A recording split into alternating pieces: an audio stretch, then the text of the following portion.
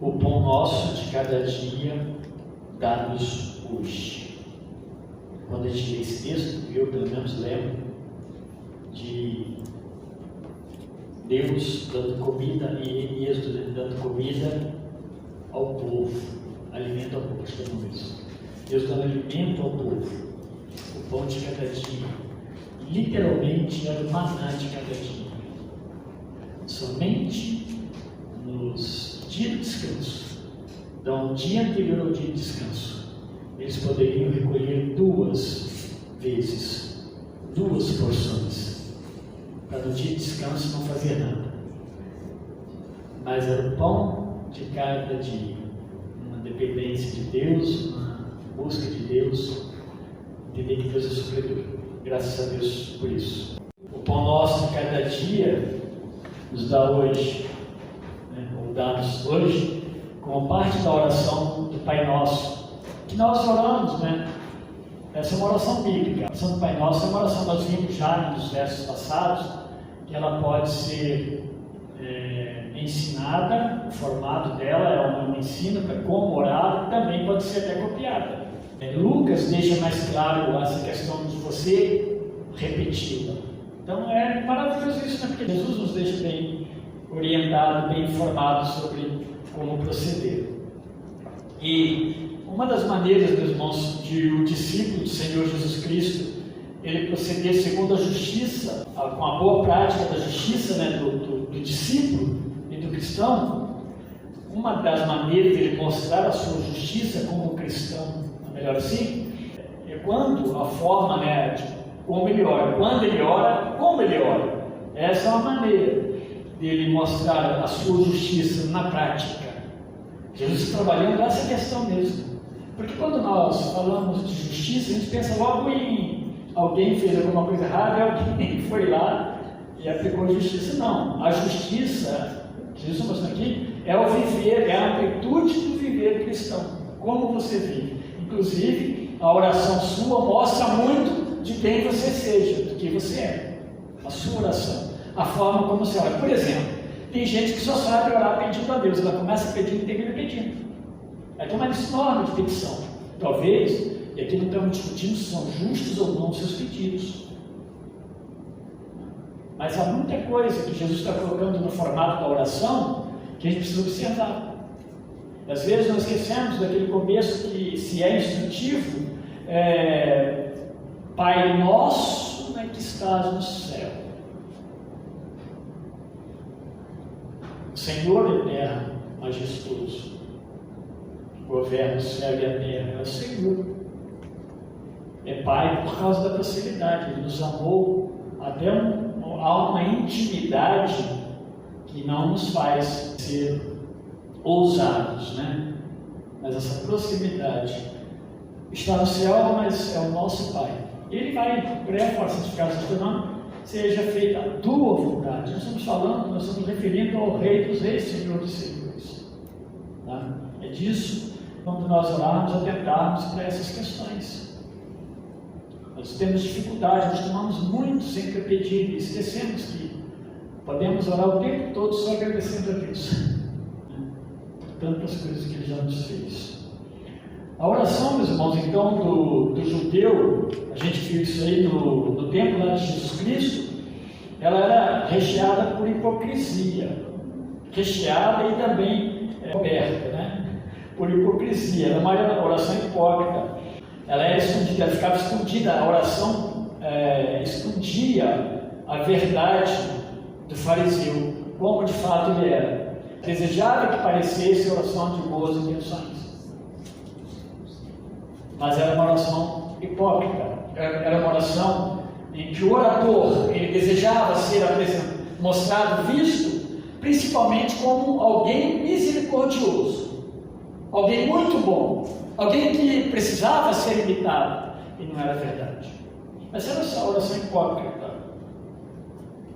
Mas tinha também a oração do pagão. Ele orava como se Deus fosse alguém que precisava de ser detalhado. Eu preciso explicar bem para Deus o que eu quero, porque o Senhor não vai compreender. Porque o pagão, ele olha o mundo, os seus deuses, né? Muitas vezes são deuses cunhados por ele mesmo, feitos por eles. Então precisa repetir bastante, avisar esse Deus para que ele tente ouvir. Já o Salmo vai dizer que, na verdade, esses deuses não falam, não ouvem, né? Tem pé, mas não andam. Ainda condena aquele que faz esses deuses, né? Para que sofra, seja apanhado, encontrado pelo próprio Deus do seu pecado. Então, o pagão, ele quer dar para Deus, ele quer dar informação para Deus, ele faz repetições e repetições, como se Deus não ouvisse direito, como se Deus não soubesse de nada. Ele vai ensinar que não é assim, tá? Não dá para orar como pagão. Então, as referências que se tinha não eram boas referências para se orar ao Deus Criador, ao Deus Salvador, verdadeiro Senhor. Não podemos orar como se ora o judeu, o fariseu, e nem como ora o pagão. Jesus então vai ensinar a orar, ele vai ensinar a orar. As três primeiras citações que ele faz, que eu já falei agora há pouco, é voltado só para Deus. Parece pequeno, mas quanta coisa há por trás dessas palavras de Jesus. Jesus não perde viagem nas suas palavras, ele não perde tempo. Então é uma forma de reconhecimento da soberania, da grandeza do governo de Deus sobre tudo e sobre todos. Então, às vezes a gente olha Deus como muito pequeno, meus irmãos. Deus que recorremos a ele de vez em quando, como se fosse até um atendente, né? Que estivesse no balcão, de vez em quando eu peço a ele alguma coisa. Mas não é esse Deus que é o Criador. Deus Criador, de fato, é o Deus grande que Isaías contempla no santo e sublime trono e cai. E imediatamente, quando Isaías vê a grandeza de Deus, a majestade, a pureza, dentro do que Deus permitiu, Isaías se vê condenado. Sou pecador, estou perdido. Estou perdido. Porque ali está o santo, o eterno. Porque essa é a forma que nós oramos e falamos com Deus, como nós o reconhecemos. Ele é o Deus que deve ser santificado, é o único, ele é perfeito, ele é puro. A santidade em Deus é uma coisa, algo normal, natural, que ele participa a nós, não na sua totalidade. Ele comunica esse atributo de santidade a nós também, porque os filhos de Deus são santos, porque Deus os salvou, nos libertou, mas não somos plenamente puros. Não é verdade? Pecamos, né? Mentimos e tudo mais. O reino vindo até nós é o desejo de sua plena manifestação e a nossa remoção desse mundo. Porque a ideia do reino é de fato participar do reino de Deus, mas tem também a conotação, primeiro, tirarmos, ver esse reino na sua plenitude. Jesus já inaugurou o reino de Deus no aspecto dos seus filhos, dos seus súditos, mas há o reino eterno que nós almejamos participar, desejamos ele, porque queremos ser removidos deste mundo imerso no pecado. E aí vai sair do teu, né? Uma referência a Deus, seja feito tua vontade, venha a nós o teu reino. E aí a gente vai entrar para o nosso agora, porque é o verso 11. Após a gente reconhecer nessa nossa adoração inicial, nesse primeiro momento que Jesus nos ensina a adorá-lo, agora nós expressamos as nossas necessidades. Então, temos necessidades? Expressaremos elas diante do Senhor. Então, vamos colocar as nossas necessidades. E quando nós oramos colocando a nossa necessidade, precisamos ter em mente que de fato nós estamos dizendo para o Senhor da nossa plena dependência dele. Nós não somos como o pagão, por exemplo, usando a expressão de Jesus aqui, que ele fica rico, por exemplo, e ele não olha para Deus como seu provedor, ou ele sendo pobre também, porque ele não vê Deus como provedor. E esse é grande problema da humanidade, né? Olhar para Deus como provedor. O provedor então de quê? De todas as coisas, mas o provedor do seu trabalho, o provedor da sua saúde, o provedor dos seus vencimentos mensais. É o Deus provedor dos remédios e da comida. Enfim, é o Deus provedor de tudo. Quando a gente lê em Colossenses 1,17, ali é o Deus que ele mantém tudo, a ordem de todas as coisas. Essa ordem é o funcionamento, mas é a provisão também. Dentro dessa ordem, imagina o mundo sem provisão, o caos que seria. É o Deus que ordena, o Senhor, né? Jesus, ordenador de todas as coisas e provedor nessa ordenação, ordem e ordenação. Ele é o provedor de todas as coisas. Na oração tem um problema que pode se tornar aí talvez um grande erro, quando as nossas necessidades elas vão se tornando maior do que nosso reconhecimento da excelência de Deus. Você percebe que ele começa orando, reconhecendo a excelência de Deus. Uma vez reconhecendo a excelência de Deus, eu sei que Ele é o meu provedor e eu dependo dele para prover as minhas necessidades. Então, tem que tomar cuidado nesse reconhecimento, né? Porque muitas vezes, se eu não olhar para Ele numa atitude de dependência e Ele como esse meu provedor, mas não aquele que satisfaz as minhas necessidades, tem que satisfazer as minhas necessidades, então eu oro corretamente. Primeiro eu vi Ele como excelente e Senhor. Então agora, quando eu peço para Ele, eu sei que Ele vai me dar o que eu preciso, não propriamente o que eu quero. E por que eu estou falando isso? Porque muitas vezes ora-se por coisas que de fato, às vezes não tem muito sentido, né? E aqui não é para julgar a oração de ninguém, né? A gente não fica olhando isso aqui, nem passa pela minha cabeça. Mas eu estou falando com aquelas aberrações mesmo, quando se coloca diante de Deus algumas coisas, como Deus, até eu já vi muitas vezes isso, hoje não ouço tanto, como se Deus fosse obrigado a prover algumas coisas, alguns luxos, interesses e coisas que eu quero, sendo que Deus trabalha aqui com necessidade.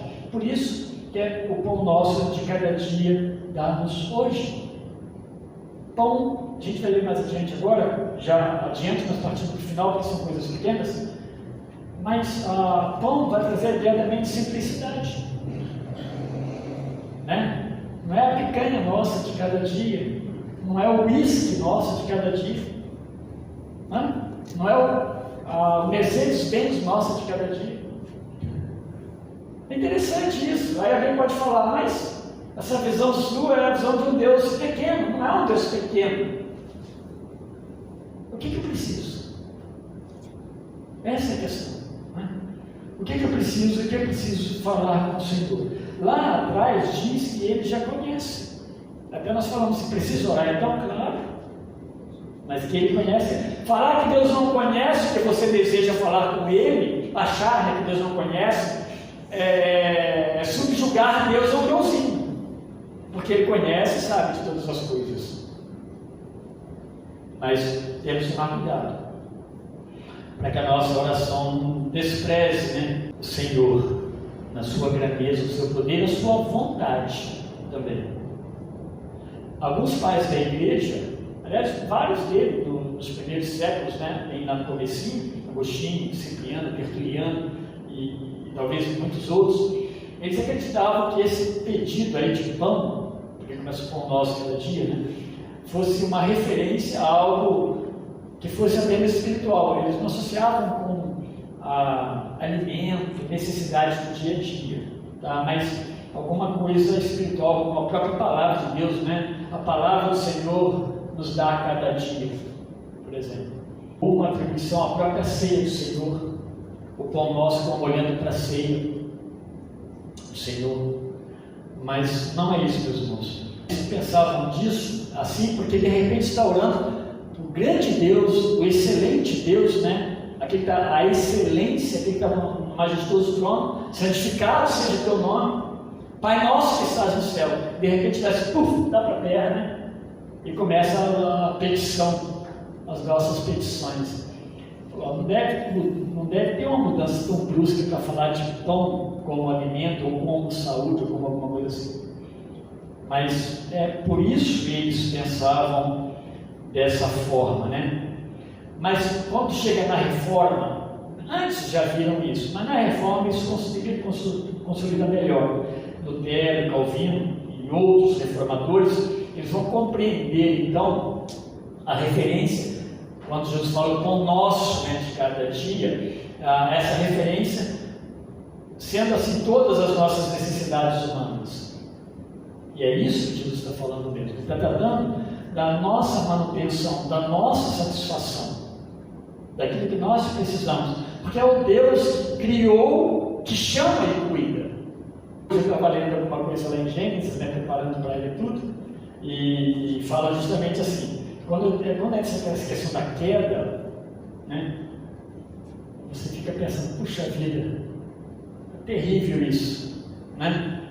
Aí um comentarista, um autor, não lembro quem foi, ele disse o seguinte: pois é, que bom, né, que Deus não nos entregou o nosso pecado. Simplesmente nós não teríamos mais vida após a morte, ou diria, né, a condenação somente. Então, meus irmãos, é muita coisa, é algo que nós não, na verdade, não conseguimos medir. Nós imaginamos uma coisa muito boa, mas não conseguimos imaginar a grandeza disso. Nós olhamos para a eternidade com gratidão, mas nós não conseguimos ainda medir o ato de Deus ali na cruz, a demonstração do seu amor. Só que nesse percurso ele cuida de nós. Então esses homens harmonizaram isso melhor, esse entendimento do pão nosso de cada dia, como sendo as necessidades humanas normais, alimento, a saúde, o próprio lar, a família, tudo aquilo que nós precisamos mesmo e dependemos que Deus nos dê cada dia. Da forma como Deus vai nos dar, vai envolver uma série de situações, né? Ele vai nos dar condições para trabalhar, dando-nos saúde, dando-nos emprego. Então todas essas coisas estão dentro desse pacote do cuidado de Deus, que a nossa oração é importante demonstrar. Por isso que orar, né, a oração do Pai Nosso, como ela está aqui, não é errado, porque é a oração que Jesus ensinou como modelo para ser aprendido e para ser repetido. Não tem problema nenhum. Claro que nós não oramos só ela, mas é uma oração. E aí, meus irmãos, vai sempre envolver também a nossa disposição. Quando Deus nos dá as coisas. Lembra lá no jardim, quando Deus vai sentenciando. E uma das coisas que Deus fala para o Adão, a coisa pegou para ele, né? Porque tudo seria muito difícil. O alimento seria difícil. Mas o que é importante nisso e bonito de se ver? Deus não disse que faltaria. Deus não disse que cessaria. Ele disse: olha, o pecado arruinou a vida do homem, mas eu vou sustentá-los até o dia da redenção final. Eu vou cuidar de cada um de vocês. E aqui, meus irmãos, para finalizar, Jesus não está falando do suprimento imediato. Eu comecei falando sobre isso. Ele está falando, aliás, do suprimento imediato, ele está falando do suprimento futuro. Que há uma diferença, tá? O que eu peço no futuro para Deus, por exemplo? O que eu peço? Senhor, me dá 5 quilos de arroz mês que vem? Não sei, o que a gente pede no futuro? Na verdade, o que Deus está dizendo é o seguinte: que Ele vai suprir o nosso dia a dia, que Ele vai dar a roupa, e que Ele vai dar o calçado, Ele vai dar o mantimento, enfim, vai dar tudo que nós precisamos para as nossas necessidades. E do que Deus vai nos dar, aí a Bíblia, dentro do contexto geral da Bíblia, vai nos ensinar o quê? Do que nós recebemos, nós compartilhamos. Essa parte é muito difícil às vezes. Nós temos muitas alegações para não compartilhar, na verdade, mas não são corretas. Deus nos dá com sobra para a gente compartilhar, para aqueles que precisam receber parte do que nós temos, seja em todos os sentidos. Ontem veio um rapaz aqui, eu acho que eu já vi ele uma vez aqui, mas eu não tenho certeza. Então, dá seu endereço que a gente vai dar um jeito de ir na sua casa. Já passei até para os irmãos da ação social. E nem sempre a gente resolve o problema dos outros dando, mas nós temos que ter essa visão. Sempre começando com os internos, domésticos da fé, mas abrindo nossos olhos para as outras necessidades, inclusive aqueles que são vizinhos seus, são próximos de vocês, fiquem atentos. É um trabalho, Deus nos deu, sempre consola, por mais simples que seja, sempre sobra, e a gente deve compartilhar. Meus irmãos, Deus abençoe, com nós cada dia dá-nos hoje, que a gente aprenda, através da sua oração, viver melhor no nosso relacionamento com o nosso Deus, entendendo melhor o que Ele tem, o que Ele de fato quer nos ensinar. Porque Jesus está fazendo todo esse tempo aí, é um confronto a uma prática errada de adoração a Deus. Na verdade, não é adoração. Ele vai ensinar como, de fato, adorar a Deus. Uma delas é orar, como Deus deseja que nós oremos. Não como nós, muitas vezes, queremos orar, nós formulamos, mas não. Como Deus deseja que nós oremos. E há uma forma assim. Deus espera que nós oremos. Expressemos sinceridade e fala, você não ora como pagão nem como judeu. A sua oração deve ser em oculto, no seu quarto, quando é pessoal, E sincera. E que de coração, a boca deve falar aquilo que de fato está no seu coração, diante do Senhor. Bom, Deus abençoe a cada um dos irmãos e nos enriqueça no aprendizado de orarmos ao nosso grande Deus.